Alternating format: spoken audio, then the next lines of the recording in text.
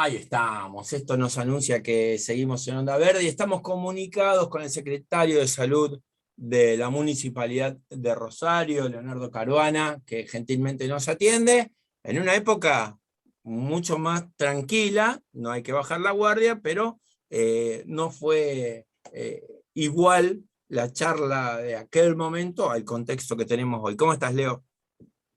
Hola, ¿qué tal? Buen día, ¿cómo estás? Buen Todo bien. mediodía, en realidad. Sí. Un saludo a todo el equipo y a la audiencia. Gracias, Leo, gracias. Bueno, ¿cuál es la foto de hoy? Y mirándola en retroceso a lo que vivimos, ¿no? En este año y pico para atrás. Bueno, la verdad que la imagen de hoy o la etapa de hoy muestra primero una evolución claramente favorable en relación a la situación sanitaria. Ya no hablamos de hechos aislados, venimos diciendo que hace más de 14 semanas, te diría 16 semanas, que hay un descenso y una tendencia a la estabilidad y al descenso de todos los indicadores, y eso ya se traduce en todas las curvas. Es decir, antes decíamos, bueno, hay un hecho aislado de determinado día con cierta mejoría. Hoy esa tendencia que lleva más de 3 meses viene dándose en forma sostenida y se ve fundamentalmente en los mismos indicadores que el Ministerio de Salud de la Nación en enero había definido para analizar las regiones. Decíamos alarma, situación fundamentalmente digamos, de alto riesgo hasta bajo riesgo. Bueno, nosotros pasamos de una situación de alarma y de riesgo alto a bajo riesgo porque tanto la razón, la incidencia, el error y sobre todo la positividad. Esta semana, si vos analizás la positividad de nuestras PCR en el CEMAR, son del 3%. O sea que es muy baja la positividad. Hace 90 días teníamos una positividad del 55-60%, es decir, de 10 personas que iban a hacerse un estudio con síntomas, 6 o 7 les daba positivo. Y hoy menos de 1. Es decir, que la situación ha impactado y eso hace que la internación y el porcentaje de ocupación de camas COVID sea bajísimo, estamos en el 3 o 5%. De todos modos, como lo venimos diciendo desde hace un año y medio, una evolución favorable. El peor de los caminos sería ubicarnos en una situación de éxito o final de pandemia, porque el mundo y la historia de la pandemia nos demostró que no hay todavía una etapa final y que hay situaciones en países que ha generado, si bien no una gravedad en el impacto de la enfermedad en las personas, sí un aumento de contagios por la aparición de nuevas variantes. Claro. Bueno, y cuán importante es la vacuna, ¿no? Yo, mira, justo un amigo mío le dio positivo hace unos días, lo de 30 positivo, hay 1 millón y pico en Rosario, justo te dio positivo. Bueno, vacunado con 2 dosis, él había tenido COVID antes y me dice, nada que ver, lo mal que la pasé Claro. antes y ahora es nada, no siento nada, me di positivo, pero estoy normal. Digamos, cuán importante es la vacuna y la concientización, y obviamente una gran campaña, a mi criterio, y una mirada muy personal, gran campaña de vacunación. Sí, bueno, ese es el otro indicador que nosotros no tuvimos en el segundo brote. Es decir, tener hoy el 97% de la población objetivo mayores de 18 años con una primera dosis y un 63% con la segunda dosis, ubica que todos estos indicadores, la menor gravedad, la menor transmisión comunitaria, si bien se dan estas situaciones y mucha de la población que tenemos internada todavía son personas que no habían recibido la segunda dosis o que no tenían ninguna dosis o que tienen gran cantidad de factores de riesgo, es decir, más de 3, bueno, el impacto de la enfermedad en relación a la gravedad disminuye, por eso es muy importante seguir completando el esquema de segundas dosis porque las variantes nuevas que están apareciendo producen mayor lesión o mayor ataque, digamos, a aquellas personas que no tienen los esquemas completos.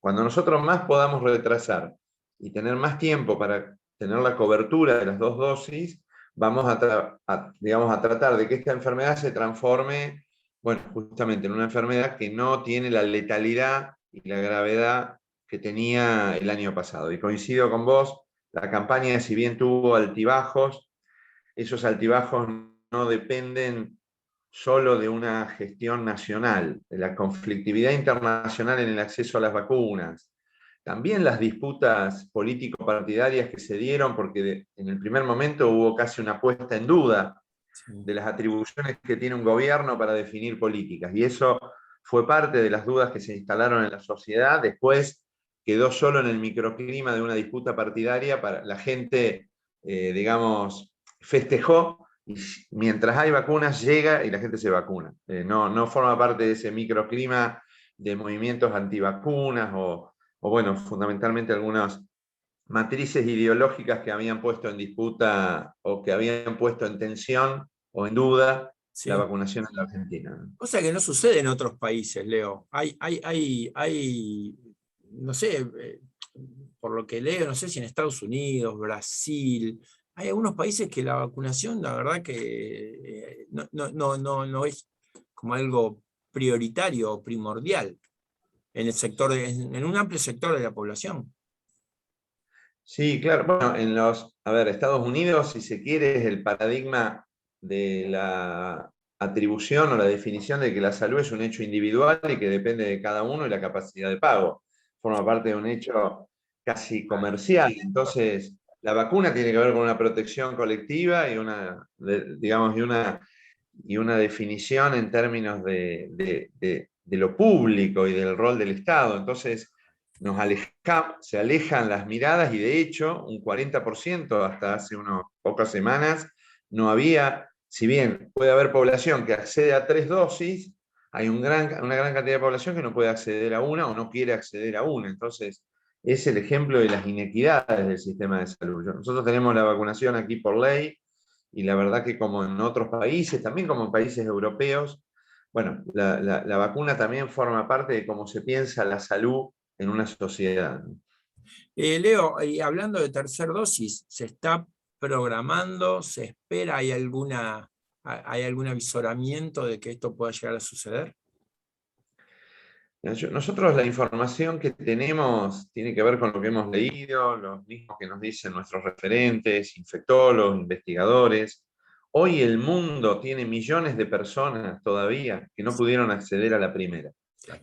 También allí se juegan otras cosas en la instalación de una tercera dosis, cuando vos tenés millones de personas que no pudieron acceder a la primera, porque la pandemia no se resuelve por atajos o por salidas de población que pueda acceder a muchas dosis mientras otra población no tenga la primera, porque justamente lo que pone en riesgo en un fenómeno tan global internacional es que si un país después, por condiciones de pobreza, por desigualdad, no accede a la vacunación, va a poner en riesgo otros en relación a nuevas variantes y nueva transmisibilidad, porque la transmisión comunitaria en esos lugares va a ser mucho más intensa. Entonces, nosotros somos partidarios primero de ser prudentes con las instalaciones de más dosis. Se hablaba de que podía ser para aquellos que tengan inmunocompromiso o trabajadores de la salud, pero fundamentalmente lo que tenemos que hacer es que el 90% de la población del mundo llegue a tener la cobertura de las 2 dosis, Claro. para hablar de la tercera, porque también allí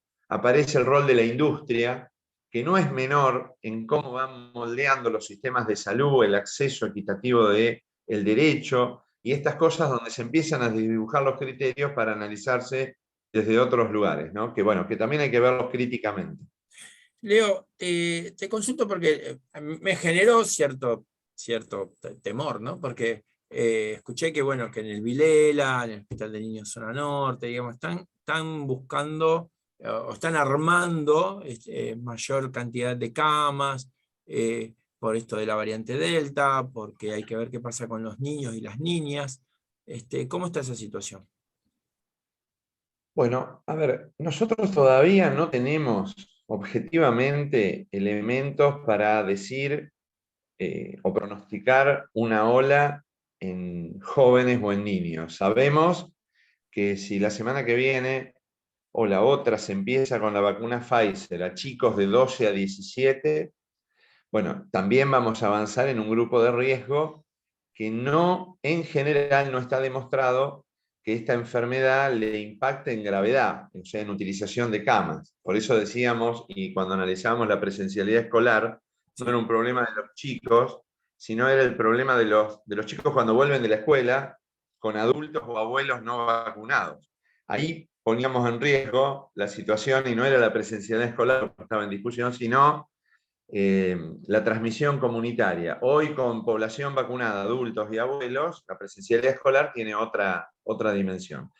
Nosotros todavía no tenemos posibilidad de hacer un pronóstico de ola en niños y si esta ola va a tener un impacto en la utilización de camas. De todos modos, nuestros hospitales siempre se readecúan. Nosotros hemos tenido a lo largo, en distintos años, en estos últimos 20 años, altas demandas respiratorias que hubo que, bueno, reconfigurar las camas de las guardias, de las salas de espera.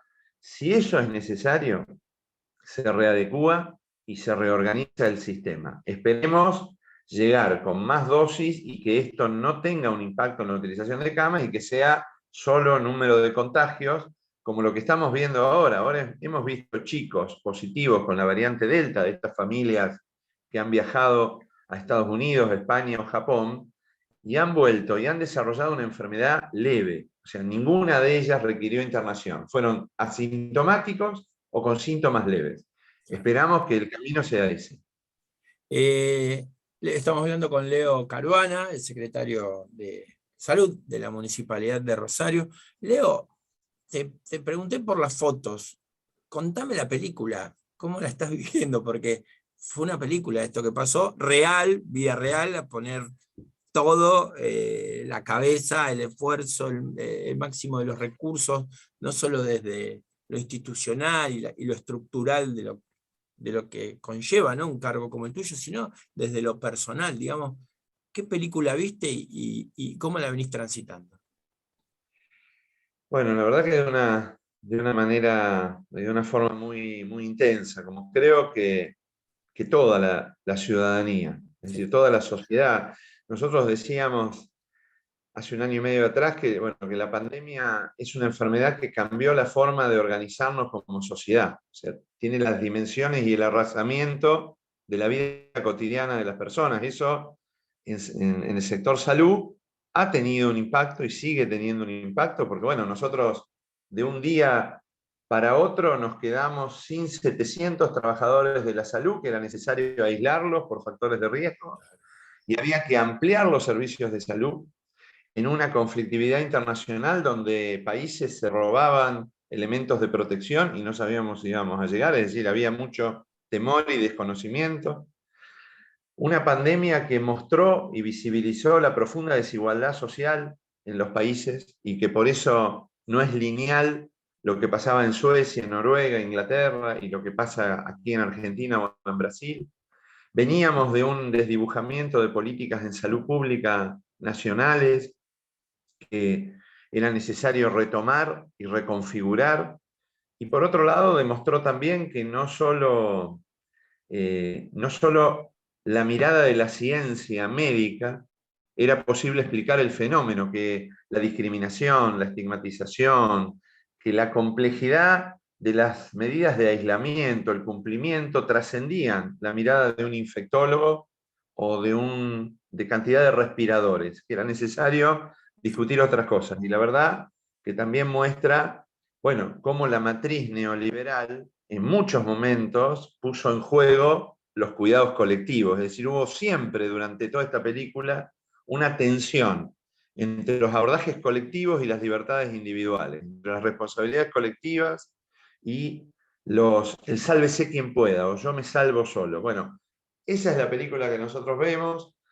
Ojalá esta situación nos sirva para repensar primero los modos de organización social, las intervenciones sociales y por supuesto abordar la desigualdad, porque cuando decimos que la obesidad, la diabetes, son factores de riesgo para el coronavirus, nosotros tenemos que analizarlo complejamente a esto, porque la diabetes y la obesidad no se distribuyen uniformemente en la sociedad, se distribuyen en poblaciones profundamente desiguales, que ya tienen riesgos. Entonces, por eso, para nosotros fue muy importante trabajar con los centros de salud abiertos en cada uno de los barrios, llevarle la medicación crónica a los adultos mayores sin obra social, porque desde el inicio empezamos a cuidar a los que más necesitan, y esa creo que es el aprendizaje más importante, es decir, que la pandemia visibilizó los procesos de salud más mercantilizados y la necesidad de estados más fuertes que cuiden a la población, porque cuando hay un fenómeno como estos,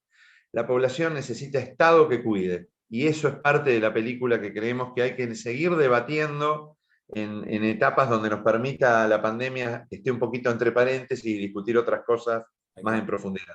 Sí, aparte la salud pública, viste que nos iguala lo que es la salud pública en la Argentina, lo que es en Santa Fe, lo que es en Rosario, y que realmente nos ha dado la igualdad de oportunidades en cuanto a esto, que no faltó una cama, Leo, no faltó un respirador, no faltó ningún insumo, digo, a ver, esto no sucedió en otros países, acá no se apilaban los muertos o quedaban muertos en un pasillo de un dispensario, digamos. Acá se atendió a todo esto y lo hago de manera personal, y no es que lo digo por estar charlando con vos, sino lo digo en todos lados.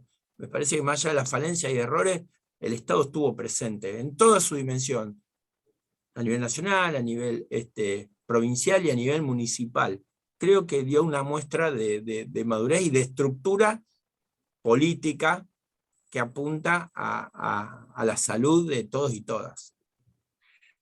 Sí, sí, nosotros coincidimos y más allá de matices y de que posiblemente ante determinados problemas tengamos algunas diferencias, la verdad que se dejaron las diferencias de lado en la pandemia porque siempre fuimos muy respetuosos de los protocolos nacionales y tratar justamente de tener una coherencia la mayor, porque no era el momento para disputas y discusiones, posiblemente se den después en relación a determinados problemas, pero tienen que ver no con este abordaje en donde tratamos justamente de que la infraestructura pública esté y que no tengamos esas imágenes que habíamos visto en otros lugares. Por eso de inicio, cuando en Italia tenían esa dificultad con solo el abordaje de hospitales y terapias intensivas y la población volvía a su casa y se contagiaba en su casa, bueno, discutir los aislamientos, la presencia de centros de salud, las estrategias más colectivas que se dieron de inicio. Tuvimos la posibilidad de ver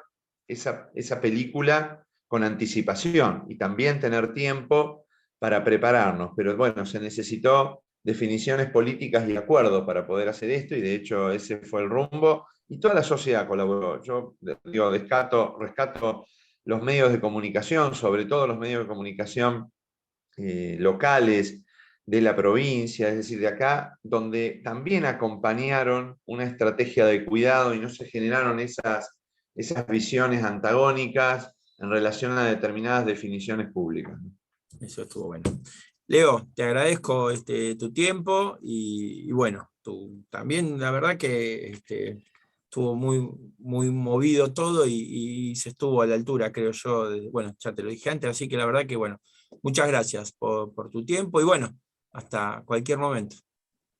Bueno, gracias a ustedes. Yo les agradezco que nos permitan, como lo hacen y lo han hecho desde hace 1 año y medio, que inclusive se pueda analizar con tiempo cuando charlamos, porque a veces en la vorágine y la necesidad o de tener un título o de buscar una respuesta de pronóstico exacto, nos perdemos la posibilidad de complejizar lo que significa un fenómeno social como este, y para eso se necesita tiempo, y no es menor que un medio de comunicación nos permita un tiempo para eso. También cuida, porque la población y las personas necesitan entender cada uno de estos procesos, y para eso hay que tener tiempo y discusión. Así que te agradezco y bueno, a disposición como siempre.